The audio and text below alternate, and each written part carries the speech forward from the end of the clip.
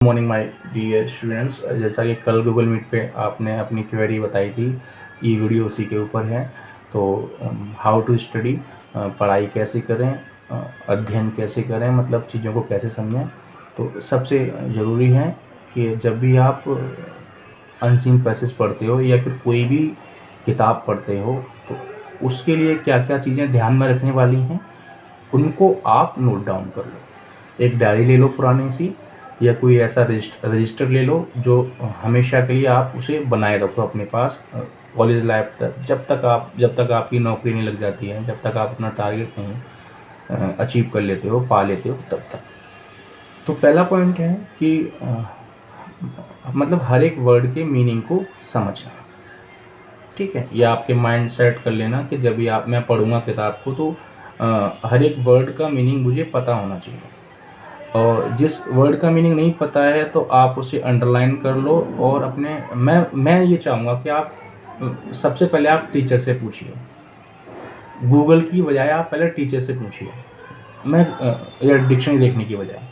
इसके पीछे रीज़न ये है कि टीचर आपको ये बता देगा कि बेटा ये वर्ड इस वाक्य में ये अर्थ दे रहा है। यानी एक वर्ड के कई मीनिंग होते हैं। जैसे कि इंग्लिश एक लैंग्वेज है, ठीक है, ब्रिटेन की, ऑस्ट्रेलिया की, यूएसए की, और अमेरिका मतलब यूएसए मतलब अमेरिका, और इंग्लिश सिटीजन भी होता है, नागरिक। तो टीचर बता देगा कि हाँ बेटा इसका यहाँ पर ये अर्थ निकल लगेगा, ये मीनिंग इसका यहाँ लगेगा। जैसे ये डिक्शनरी है, ये मैं अपने 10th क्लास से यूज़ कर रहा हूँ, ठीक है, Oxford dictionary, English to Hindi. और ये हिंदी है, इसमें प्योर हिंदी की है, इसमें हिंदी के ही शब्द हैं। कोई जैसे कठिन शब्द हिंदी का है वो यूज़ नहीं समझ में आया तो इसमें देखा, तो ये भी मैं अपने 10th क्लास से ही यूज़ कर रहा हूँ, ठीक है।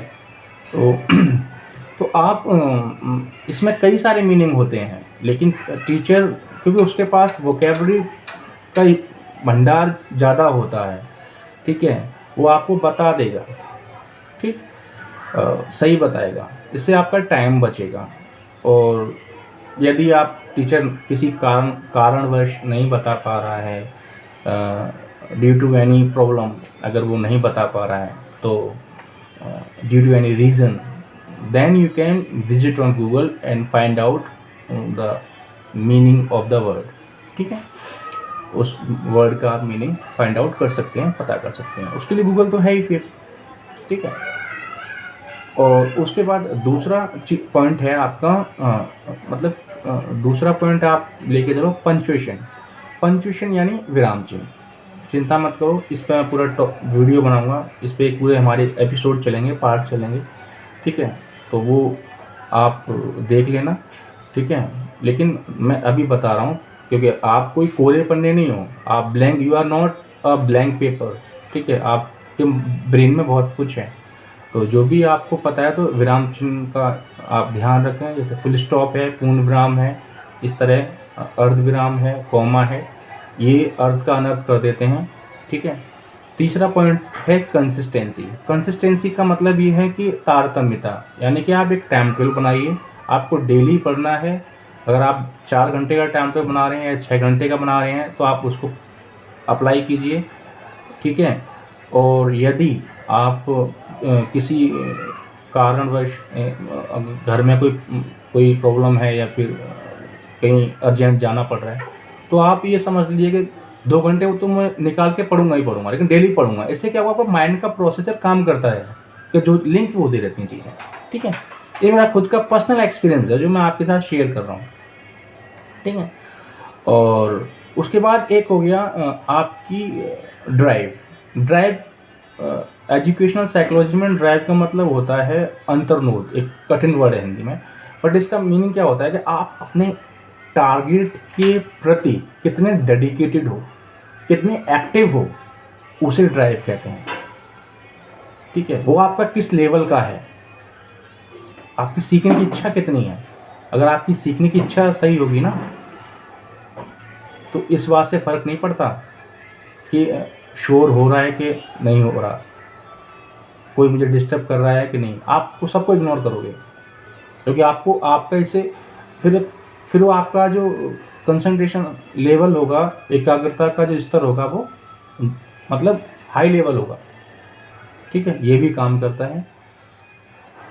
और इसके अलावा लैंग्वेज में मैं समझ सकता हूँ बच्चे को, सारा के लैंग्वेज का है, लैंग्वेज में ही प्रॉब्लम आती है बच्चों को, तो उसके लिए मैं हूँ ही। इंग्लिश में आपको परफेक्ट कर दूंगा।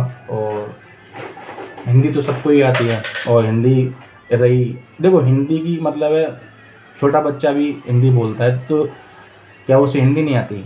मैं ये कहना चाहता हूँ, हिंदी का मतलब लोग ये समझते हैं, क्या आपको संज्ञा आती है, क्या आपको विशेषण आता है, क्या आपको क्रिया आती है, क्या आपको क्रिया के भेद आते हैं, क्या उसकी धातु आती है, क्या आपको समास आते हैं, क्या आपको अलंकार आते हैं, ये बताइए। क्या आपको रस आते हैं, क्या आपको छंद आते हैं, क्या आपको संयुक्त वाक्य, सरल वाक्य, मिश्रित वाक्य आते हैं, क्या आपको विशेषण, क्रिया विशेषण वगैरह सब कुछ आता है, क्या सर्वनाम वगैरह आते हैं, उसके टाइप्स आते हैं। तो ये संज्ञा के भेद आते हैं, ये बहुत सारी बातें हैं, शुद्ध अशुद्ध, ये सारी, तो वो एक व्याकरण हो गया ग्रामर में, हिंदी में। ठीक है, लैंग्वेज मैंने अपनी वीडियो में बता रखा है कि ऑरल होती है और रिटन होती है, और बहुत सी चीज़ें हैं, सब चीज़ें कॉन्सेप्ट पॉलिशिंग होगी, अभी हम सीख रहे हैं, सब कुछ डिटेल में चलेगा। तो आप keep watching my YouTube channel, update मिलता रहेगा आपको। प्रेस बेल आइकन दबा लीजिए, press bell icon of my YouTube channel and subscribe it for next class and more updates. So tension मत लो, I am always with you, keep in touch. Okay, bye, see you, have a nice day. और कोई tips आपको चाहिए तो मुझे बता देना, मैं उस पर भी वीडियो बना दूंगा। ये जस्ट कॉमन कुछ टिप्स थे जिसके बारे में मैंने आपको बता दिया। Bye, have a nice day, bye bye.